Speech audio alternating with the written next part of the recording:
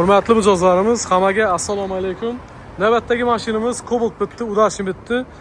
Operativ nomerlar 35 qo'yilgan. Tashqi avisopkilarini ko'ribsizlar. Black Piano Malibu 2 qo'yilgan, yaxshilab ko'rasizlar. Malibu 2 ham cho'tga olib chiqqan. Kelasa qora tumankilar qo'yilgan. Tashqi görünüşünden tushuntirib beraman. Begushi pоворotniklar Black Piano'si qo'yilgan. Bu zo'r nasabi, original narsa o'zingga olib tashladik. Shundan ko'p berdik. Midnight Cobalt'lara maslahat beramiz. Arzimagan pul turadi, olib tashlanglardan sirazi yana shundan qaradan qo'ydirib beringlar. Keyin brizgaliklari, umuman tashqi fasaddagi stoki detallari hammasini Black Piano'ga o'zgartirib berganmiz.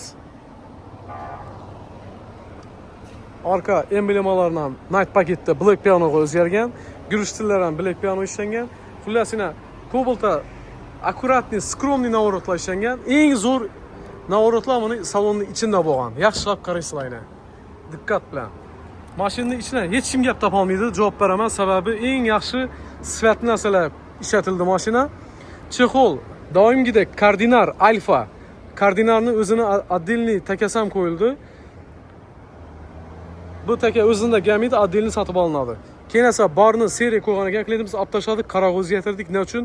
Chexol bilan birga padmas chiqishi uchun. Rul detallaridan Black Piano ishlab berdik. Keyin esa salon освещение, hammasi ishlandi, porog xrom.